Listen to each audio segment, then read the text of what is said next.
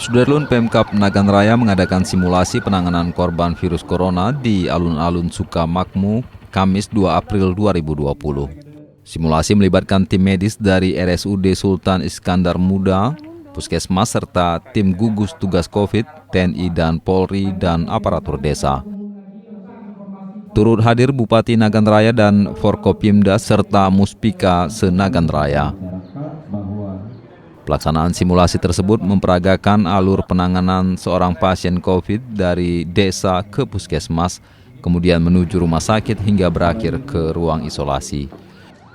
Dalam simulasi tersebut, setiap peserta yang hadir diharuskan duduk berjarak minimal 1 meter. Kita kegiatan ini untuk kita sosialisasikan supaya mereka itu mengerti sepenggal-sepenggal, tidak sepenuhnya. Maka kita lakukan hari ini supaya ini bisa jadi contoh untuk dilakukan di kecamatannya masing-masing oleh tingkat Muspika.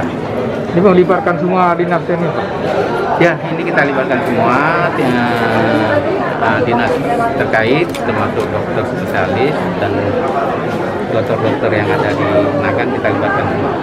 Apakah sudah ada tempat khusus untuk pasien yang misalnya apakah ODP ataupun Udah ada tempat khusus yang kemarin itu kita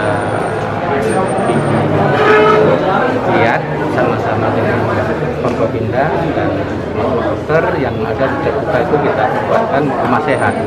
Dari Sukamakmu, Rizwan, Serambion TV.